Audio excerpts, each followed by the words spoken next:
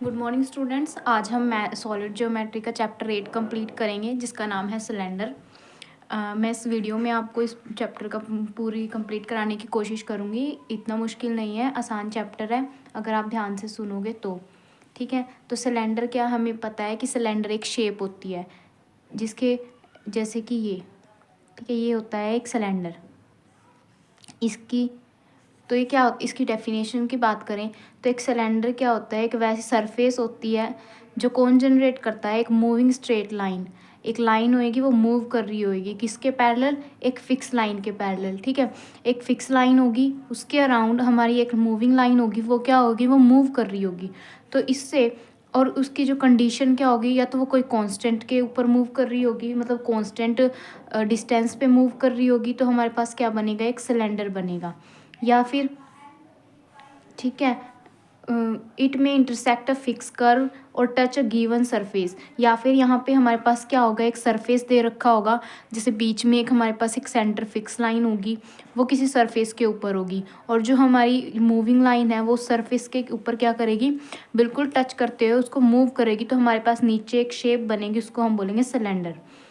It mean ठीक है, और इसको हम सिलेंडर बोलेंगे। और जो हमारे पास मूविंग लाइन होगी, जो लाइन उस फिक्स लाइन के अराउंड मूव कर रही है, उस मूविंग लाइन को हम बोलेंगे जनरेटर, क्योंकि वो क्या जनरेट कर रही है।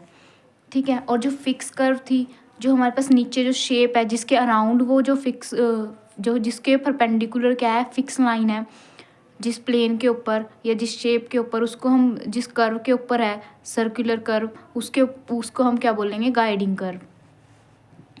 सो next topic is quadratic cylinder. Quadratic means two. ठीक है, इस जिसकी जो है डिग्री सेकंड डिग्री होगी एक्स वाई जेड में, जिसकी इक्वेशन सेकंड डिग्री की होगी, उस सिलेंडर को हम बोलेंगे क्वाड्रेटिक सिलेंडर। ठीक है, अब हम निकालेंगे equation of cylinder whose generators are parallel to the given line and base is a given conic. मतलब क्या होगा कि जो हमारे पास जनरेटर यानी मूविंग लाइन है वो किसके पैरेलल है, एक फिक्स लाइन के, जो गिवन लाइन है। ठीक है, और जो बेस है उसका वो क्या है, कॉनिक। ये भी हमारे पास गिवन होगा। तो क्वेश्चन में क्या दे रखा है कि find the equation two cylinder. हमें इस सिलेंडर की इक्वेशन निकालनी है जिसका जनरेटर क्या है, पैरेलल है एक लाइन के। जिसके कौन सी लाइन के पैरेलल है, ये X upon L equals to Y upon M equals to Z upon N. ये क्या है हमारे पास, फिक्स लाइन, जो फिक्स लाइन्स है वो है ये। ठीक है, और बेस कोनिक क्या दे रखा है इन्होंने, जो मतलब नीचे जो हमारे पास कर्व है वो कौन सी है, दैट इज दिस कोनिक। ठीक है, इसमें क्या है, z इक्वल्स टू 0 दे रखा है हमारे पास। तो क्या बनेगी इसकी इक्वेशन, देखो हमें पता है कि जो हमारे पास गिवन फिक्स लाइन है वो क्या दे रखी है, X upon L equals to Y upon M equals to Z upon N, और जो कॉनिक है वो ये दे रखा है। अब हम क्या करें कि भाई उसके लाइन के पैरेलल है। अब हमें पता है कि एक लाइन के जो दूसरी लाइन पैरेलल होगी उसकी इक्वेशन कैसे निकालेंगे, that is x minus x one upon L. L is a direction cosine, L M N same रहेंगे। क्यों, क्योंकि जो डायरेक्शन को साइन है दोनों के वो क्या होंगे, सेम होंगे, क्योंकि ये दोनों कैसी लाइंस हैं, पैरेलल लाइंस हैं। तो और जो यहाँ पे हम इस लाइन की इक्वेशन क्या बनेगी, X minus x one Y minus Y one Z minus Z one. ये हमने लेट करे हैं X one Y one Z one, इनकी हम क्या करेंगे बाद में वैल्यूज़ निकाल लेंगे। ठीक है, ये देखो इसमें दे रखा था, गिवन था कि z इक्वल्स टू 0 है, तो हम इसमें x minus x one Y minus Y one equals to Z minus Z one, जेड की वैल्यू 0 रखी तो माइनस जेड वन आ गया। x की वैल्यू निकाली, x की फर्स्ट और थर्ड इक्वेशन से, x is equals to L Z one upon N minus का और प्लस का क्या चला गया वहाँ पे एक्स वन, तो x की वैल्यू ये और y की वैल्यू ये निकाली।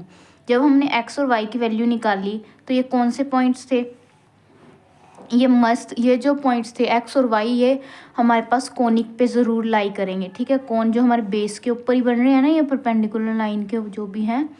ठीक है, तो ये क्या बनेंगे, ए हम एक्स की जगह पे ये जो हमने इक्वेशन निकाली और वाई की जगह पे ये पॉइंट्स रखेंगे, X square plus two H X Y plus B Y square plus two G X plus two F Y equals to 0। ये सिर्फ पॉइंट थे, क्या थे, पॉइंट। यहीं पे हमारा आंसर जो है आ जाता है। हमने क्या करा, एक फिक्स लाइन दे रखी थी, उसके एल एम एन डायरेक्शन को साइन दे रखे थे, हमने उसके परपेंडिकुलर लाइन के हमने इक्वेशन निकाल ली। जब हमने परपेंडिकुलर लाइन के पॉइंट्स निकाले, ठीक है, तो उसको अब वो परपेंडिकुलर लाइंस सिलेंडर पे ही लाई करेंगी, उसके कोन पे कर्व पे लाई करेगी, तो उसकी इक्वेशन को वो सेटिस्फाई करेगी। तो वहाँ से हमने एक्स और वाई की जो वैल्यू निकाली हमने किस में रख दी, वो हमने अपने कॉनिक की इक्वेशन में रख दी, तो हमारे पास एक रिज़ल्ट आ गया। अब ये थे कोई पॉइंट जो उस हमारी जो मूविंग लाइन थी उसके पॉइंट्स थे ये एक्स और वाई। तो हमें पूरी x1 और y1, ठीक है, हमें किसकी लोकस निकालना है। लोकस निकालने के लिए हम क्या करते हैं, इस पॉइंट की जगह पे x को रखेंगे। ये x1 is a single point, पर अगर हमने इसकी जगह x रखा, इसका मतलब x की कोई भी वैल्यू जो उस लाइन पे होती है, तो ये पूरे लाइन को सेटिस्फाई कर रही है। हर x1 की जगह x रखेंगे, z1 की जगह z, तो हमारे पास एक इक्वेशन आ जाएगी। इसको सोल्व करके एंड में जो आंसर आ गई ये क्या होगा, हमारे पास सिलेंडर की इक्वेशन। जैसे, ठीक है, यहीं पे हमारा जो है फर्स्ट आर्टिकल कंप्लीट होता है और ये बहुत इंपॉर्टेंट भी है। इसका ज़्यादातर आपको निकालना आना चाहिए कि निकालना कैसे है। अब एक क्वेश्चन करेंगे तो आपको इजीली समझ आ जाएगा। जैसे कि इसने बोल रखा है सिलेंडर की इक्वेशन निकाल लो। जनरेटर क्या पैरेलल किसके हैं, इस लाइन के, यानी फिक्स लाइन दे रखी है हमारे पास x/1 equals to -y/2 equals to z/3, ठीक है। और गाइडिंग कर्व मतलब इस बार गाइडिंग कर्व क्या है, इलिप्स, यानी गाइडिंग कर्व मीन्स ऊपर और नीचे क्या बन रहे हैं, यहाँ पे हमारे पास इलिप्स बन रहे हैं। और यहाँ पे जो एक फिक्स लाइन है और ये क्या है, इसकी मूविंग लाइन जो इसके ऊपर क्या कर रही है, मूव कर रही है टच करते हुए इलिप्स को। इलिप्स की इक्वेशन दे रखी है x² + 2y² इक्वल्स टू 1 और z की वैल्यू दे रखी है 3। उसको जो हमने प्रीवियस अभी टॉपिक करा उसमें z की वैल्यू 0 दे रखी थी। अब देखो गिवन लाइन यानी फिक्स लाइन क्या दे रखी है, x/1 जो गिवन है हम सबसे पहले वो लिखते हैं। जैसे गिवन क्या थे, एक लाइन की इक्वेशन थी और एक इलिप्स की इक्वेशन थी, हमने दोनों को लिख दिया। अब हमें पता है कि ये जो है फिक्स लाइन की थी और पैरेलल लाइन की इक्वेशन कैसे आएगी, पैरेलल लाइन की इक्वेशन कैसे आएगी, दैट इज़ x - x1, हम x1 y1 z1 कोई पॉइंट लेट करेंगे, ठीक है, तो वो क्या होगी x - x1 upon l, l is the direction को साइन, जहाँ पे x/l होता है y/m और z/n, ठीक है। तो ये LMN क्या होता है, डायरेक्शन को साइन। अब इसमें क्या दे रखे हैं, L की वैल्यू 1, M की वैल्यू -2 और N की वैल्यू 3, तो हम इसमें रख देंगे, ठीक है। x - x1 divide by L equals to y - y1 divide by M और z - z1 divide by N। ये किसकी इक्वेशन हो गई, हमारे पास जनरेटर की या फिर मूविंग लाइन की इक्वेशन। अब यहाँ से हमने क्या करा, z की वैल्यू 3 दे रखी थी, z की वैल्यू हम 3 रखेंगे, तो 3 रखने के बाद हम x और y की वैल्यू यहाँ से निकाल लेंगे। From first and third equation we get x is equals to x1 यहाँ का था जो वहाँ पे क्या चला गया प्लस में, तो x1 + 1 - z/z3। और ऐसे ही हमने y की वैल्यू निकाल ली। x और y की वैल्यू निकालने के बाद हम क्या करेंगे, जो हमारे पास गिवन एलिप्स की इक्वेशन दे रखी थी इसमें x और y की वैल्यू रख देंगे, ठीक है, जैसे हमने यहाँ पे दे रखा था, ठीक है। तो हमने क्या करा, x + 1 z1/3² + 2, ये हमने इलिप्स की इक्वेशन दे रखी थी, इसमें हमने x और y की वैल्यू रखा, तो हमारे पास एक आंसर आया, that is 3x1 + 3 - z1² + 2 3y - 6 + 2z1 का स्क्वायर इक्वल्स टू 9। अब ये क्या था, एक पॉइंट की इक्वेशन थी, तो हमने क्या कर लोकस निकालना है, तो x1 y1 z की जगह हम क्या रखेंगे x y z, और इसको सोल्व करा तो हमारे पास डिज़ायर्ड हमारे पास क्या आ गया, आंसर आ गया। तो ये हमारे पास 8.1 थी जो बहुत आसान थी, सिंगल टॉपिक पे बेस थी, ठीक है। आपके इसके सारे क्वेश्चन इसी फॉर्मूले से हो जाएंगे। और next topic is for 8.2 that is right circular cylinder. Right circular cylinder क्या होता है, राइट मीन्स मतलब परफेक्ट, कहने का मतलब परफेक्ट, यानी इसमें क्या होता है, right circular cylinder is a surface, ये भी क्या होती है, एक सरफेस होती है, generated by a straight line. ये एक जो स्ट्रेट लाइन होती है या मूविंग लाइन होती है वो इसको जनरेट करती है, that is parallel to a fix line, यानी हमारे पास एक मूविंग लाइन होगी जो क्या होगी, फिक्स लाइन के अराउंड मूव करेगी और उसका डिस्टेंस क्या होगा, कांस्टेंट। अब डिस्टेंस कांस्टेंट मीन्स एक सर्कल होगा हमारे पास, गाइडिंग कर्व क्या होगी, सर्कल होगी, तो उसको हम बोलेंगे क्या कि हमारे पास राइट सर्कुलर सिलेंडर की क्या होगी, हमारे पास सरफेस जनरेट होगी। इस फिक्स लाइन को, जो फिक्स लाइन होती है इसको हम बोलते हैं एक्सिस ऑफ सिलेंडर, ठीक है। और जो कांस्टेंट डिस्टेंस होगा उसको हम बोलेंगे रेडियस ऑफ सिलेंडर, ठीक है। जैसे कि इसकी ये पोजीशन ये दे रखी है आपको, उसको शेप दे रखी है, दैट इज़ एक्सिस, जो हमारे पास फिक्स लाइन है। और जो ये क्या है, इसके अराउंड मूव कर रही है, और यहाँ पे नीचे क्या बन रहा है, एक सर्कल, और ये क्या है, इसकी रेडियस। और ये जैसे दे रखा है इसमें equation of equation, right circular cylinder की इक्वेशन क्या होगी, standard form. To find the equation of right circular cylinder whose axis is the Z axis. Z axis means ये फिक्स लाइन है वो किसका है, जेड एक्सिस, और जो मूविंग लाइन है वो इसके पैरेलल क्या कर रही है, मूव कर रही है। और रेडियस दे रखी है हमारे पास, radius is given is a. Radius क्या दे रखी है हमारे पास, ए।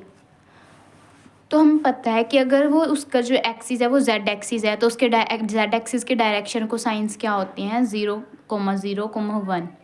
हमने क्या मान लिया कि इस सिलेंडर के ऊपर कोई भी पॉइंट है, पी पॉइंट है, एक्स वाई जेड उसके क्या है, कोऑर्डिनेट हैं, ठीक है। अब हमने क्या करा, यहाँ से एक परपेंडिकुलर ड्रॉ कर दिया, पी एम एक्सिस के ऊपर और पी के ऊपर, एक्सिस से पी तक एक परपेंडिकुलर ड्रॉ करा और उसका नाम रख दिया हमने एम।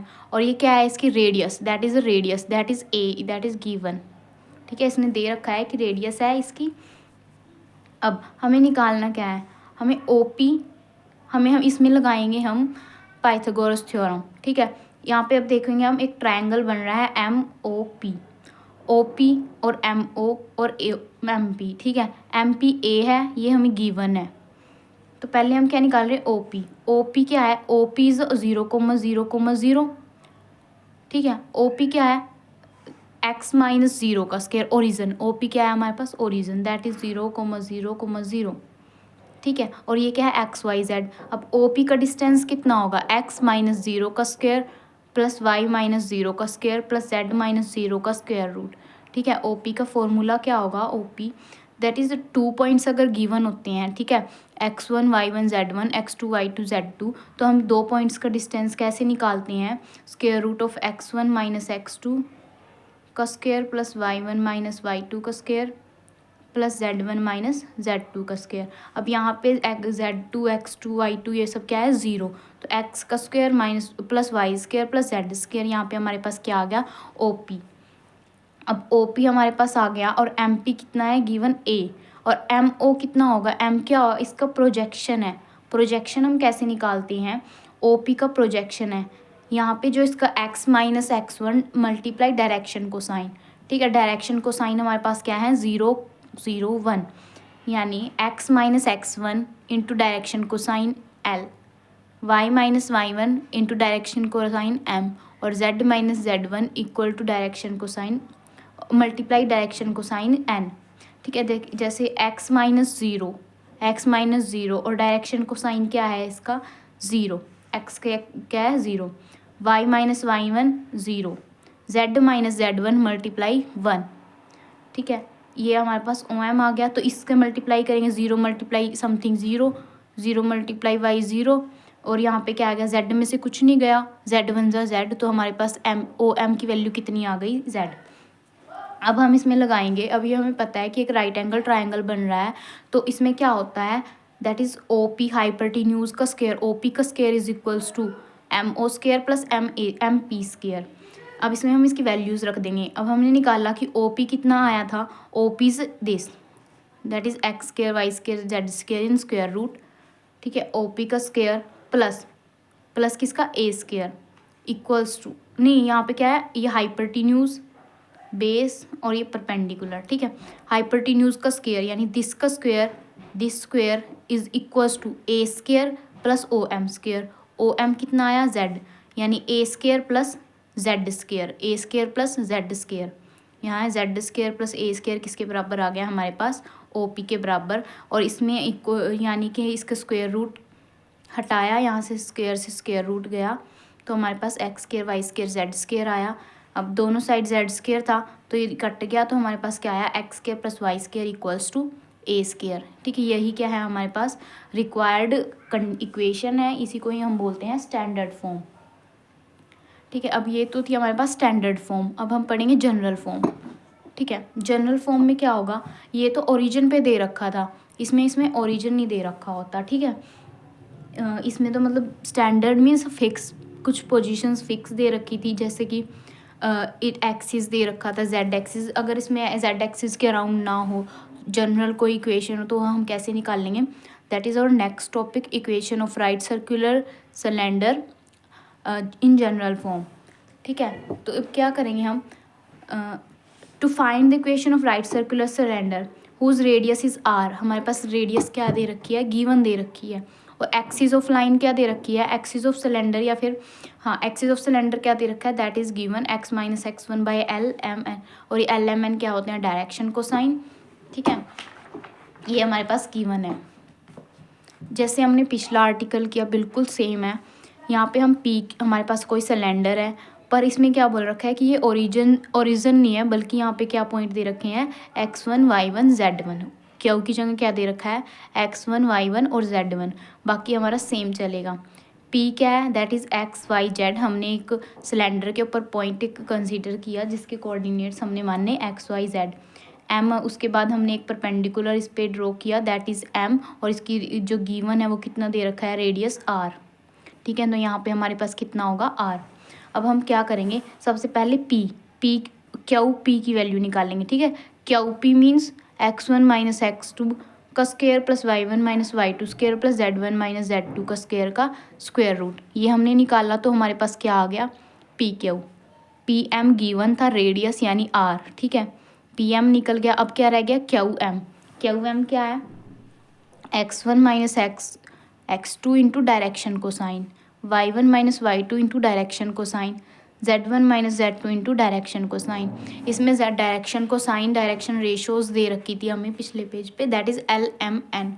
वो क्या होती हैं, डायरेक्शन रेशियो। हमें अगर परफेक्ट या फिर एक्चुअल के डायरेक्शन कोसाइन निकालने होते हैं तो हम क्या करते हैं, एल के divide by L square M square N square.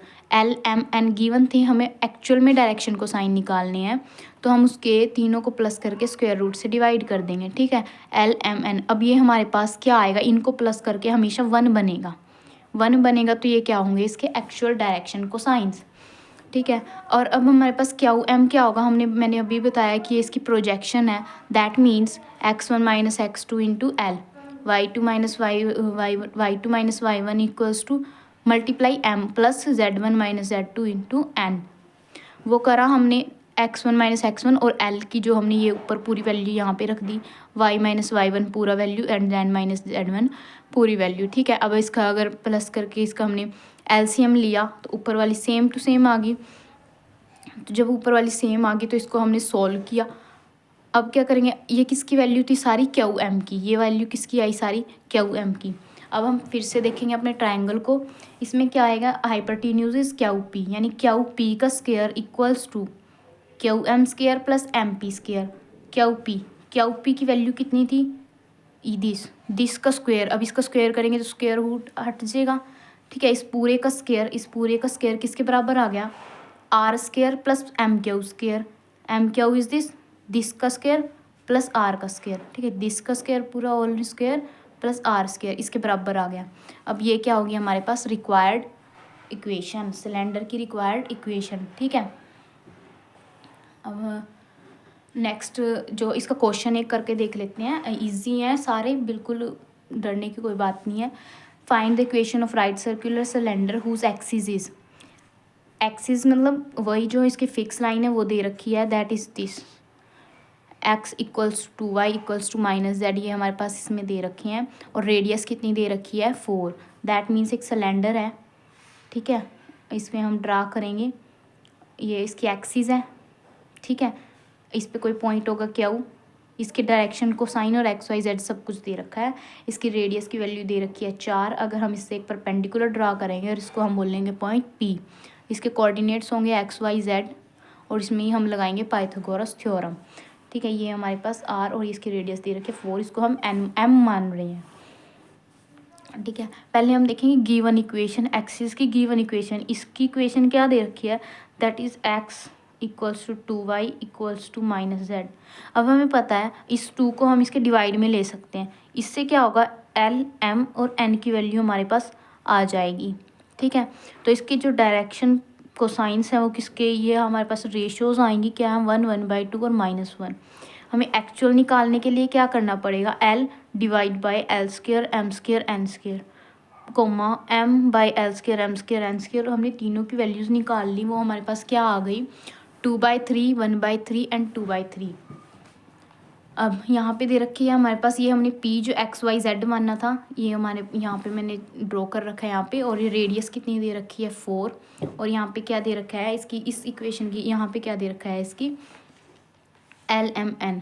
अब इसने क्या बोल रखा है, एक राइट सर्कुलर सिलेंडर है, ठीक है। तो यहाँ पे जो ओरिजिन, यहाँ पे ओरिजिन है दैट इज़ 0,0,0। अब हमें क्या पता है कि हम इसमें पाइथागोरस लगाने वाले हैं, that is hypotenuse square equals to perpendicular plus base का स्क्वायर, ठीक है। अब परपेंडिकुलर क्या है OP का स्क्वायर, यानी OP की वैल्यू निकाल लेंगे। OP क्या होगा x1 - x2 plus y1 - y2 का स्क्वायर प्लस z1 - z2 का स्क्वायर रूट। स्क्वायर रूट ये हमारे पास वैल्यू आ गई, ठीक है, OP की और OP के और PC क्या है हमारे पास गिवन दैट इज़ 4। और OC निकाल लेंगे। OC क्या होगा, इसका प्रोजेक्शन की वैल्यू कैसे निकलेगी, बिल्कुल same x1 - x2 multiply direction cosine, y1 - y2 multiply direction cosine that is M, और z1 - z2 multiply direction cosine that is N, ठीक है। तो हमने क्या निकाला OC इसकी प्रोजेक्शन थी that is x - 0 multiply L is 2/3 1/3। यहाँ पे हमने जो इसके निकाल ले LMN, ये हमने रख दिए यहाँ पे L, y - y0 into M और z - z0 इंटू N। इसको सॉल्व किया तो हमारे पास क्या आ गया, ये इक्वेशन आ गई, और ये क्या है OC, ठीक है। हमने इसका LCM लिया और हमारे पास क्या आ गया OC। अब हम क्या लगाएंगे इसमें पाइथागोरस थ्योरम, वैसे ही जैसे यहाँ पे दे रखी है OP² equal to OC plus CP। अब OP क्या थी, OP that is √x², y², z²। इसका स्क्वायर करेंगे तो स्क्वायर रूट हट गया, तो हमारे पास क्या वैल्यू आ गई, सिर्फ क्या वैल्यू आ गई ये वाली, ठीक है। अब ये दिस का square equals to OC² plus OP², OP यानी 4 का स्क्वायर प्लस OC की वैल्यू जो दे रखी है हमारे पास ये आ गई, इसका स्क्वायर प्लस 4 जो 16 का, ठीक है। इसको हमने सॉल्व किया तो हमारे पास इक्वेशन आ गई, ये that is the desired equation और रिक्वायर्ड इक्वेशन। बिल्कुल सेम इसी तरह से हमारे पास ये वाली क्वेश्चन होंगे। इसमें x1 y1 z1 की वैल्यू दे रखी है यहाँ पे, और ये क्या है LMN, ठीक है। ऐसे अगर आप इसको ध्यान से करोगे तो क्वेश्चन हो जाएंगे, इतने डिफ़िकल्ट नहीं है, ठीक है। In the last question we will discuss that is enveloping cylinder. अब ये क्या होता है, एनवेलोपिंग सिलेंडर का मतलब होता है कि मान लो कि हमारे पास क्या है, एक स्फीयर है, ठीक है, एक कॉन्कॉइड है। अगर हम उसके पैरेलल में क्या करें, बहुत सारे लाइंस, ठीक है। कहने का मतलब एक हमारे पास स्फीयर है, ठीक है, कोई भी हमारे पास कॉन्कॉइड है, अगर वो क्या कर रही है एक फिक्स लाइन के अराउंड उसके सारे टेंजेंट्स, सारे जितने भी टेंजेंट हैं, मतलब वो 3D पिक्चर है। कहने का मतलब अब मान लो आपके पास कोई स्फीयर है, ठीक है, सारे टेंजेंट जो सपोज ऊपर की या फिर हमारे पास ऐसा कोई स्फीयर है और उसके सारे टेंजेंट्स क्या हैं, एक गिवन लाइन के पैरेलल हैं, तो उसको हम बोलेंगे एनवेलोपिंग सिलेंडर। वो एक सिलेंडर की शेप ले लेंगे, ठीक है। मान लो दिस इज़ 3D पिक्चर और ये क्या है हमारे पास स्फीयर, यहाँ पे एक फिक्स लाइन होगी दैट इज़ एक्सिस। अब सारे टेंजेंट जो इसके अराउंड टच कर रहे हैं वो इस गिवन लाइन के क्या है पैरेलल है, तो हमारे पास ये क्या बनेगा एक सिलेंडर, इसको हम बोलेंगे एनवेलोपिंग सिलेंडर, ठीक है। इसकी इक्वेशन कैसे निकालें, equation of enveloping cylinder that is standard form कैसे निकालें, to find the equation of enveloping cylinder of sphere, ठीक है। स्फीयर की इक्वेशन दे रखी है x² y² z² equals to a², a is the radius. Generators means that is tangent line की equation दे रखी है x/L equals to y/M equals to z/N। जो गिवन है हमने सबसे पहले वो लिख लिया, equation of sphere and equation of given line. हमारे पास एक सिलेंडर बन रहा था, इसमें भी हमने क्या किया, एक P पॉइंट लेट कर लिया, इसका नाम रख लिया हमने x1 y1 z1, ठीक है। अब कोई भी लाइन इस लाइन के पैरेलल होगी, अभी हमारे पास फिक्स लाइन की इक्वेशन दे रखी है, अब कोई भी लाइन अगर इसके पैरेलल है उसकी इक्वेशन क्या है x - x1/L y - y1/M equals to z - z1/N। हमने इसको एक कांस्टेंट, अब कोई तो होगा, एक कोई नंबर होगा, उसको हमने क्या मान लिया r के इक्वल हमने इसको क्या कर लिया लेट कर लिया, तो हमने x1 एक्स वाई जेड तीनों की वैल्यू क्या हमने निकाल ली। एक्स की वैल्यू क्या आई x1 plus L are, y की वैल्यू क्या आई y प्लस एम आर, और z1 की वैल्यू कैसे आई z1 प्लस एन आर। जैसे कि मैंने गिवन था x minus x1 by L equal to हमने क्या रखा r। तो पहले r ये जो डिवाइड में था वहाँ पे जाके मल्टीप्लाई में, और यहाँ पे जो x की वैल्यू क्या आ गई x1 वहाँ पे प्लस में भेज दिया तो x1 प्लस आर एल। ठीक है, यहाँ पे x y z तीनों की वैल्यू हमने ऐसे निकाल ली। जब हमने तीनों की वैल्यू निकाल ली तो ये किसकी, ये जो पॉइंट है ये किसको, एक सिलेंडर की इक्वेशन को क्या करेगा, एक सेटिस्फाई करेगा। तो हमने इसमें इसकी वैल्यूज़ रख दी। हमने हर x की जगह x की वैल्यू y की और z की वैल्यू क्या कर दी, हमने पुट कर दी। तो x square y square z square equals to a square, x square y square z square equals to a square given था। एक्स की जगह हमने क्या रखा, x plus L are, y plus M are और N plus z, z plus N R equals to a square. अब ये हमें पता है कि ठीक है ये क्या बना रही है, क्वाड्रेटिक इक्वेशन बनाएगी। हमने इसको सोल्व किया, हमारे पास इक्वेशन बनी that is r square into L M N plus two r. इसका हमें सिर्फ फॉर्मूला लर्न रखना है वैसे तो। 2l इंटू दिस, उसको हमने सोल्व किया कहने का मतलब, और एक क्वाड्रेटिक इक्वेशन बनेगी। इससे हमारे पास r की 2 वैल्यूज़ आएंगी। ठीक है, तो अब हमें पता है दैट इज़ कि ये क्या करेगा, इसके 2 इक्वल्स रूट होंगे। ठीक है, तो 4 हमें पता है, एक b square minus 4ac equals to 0।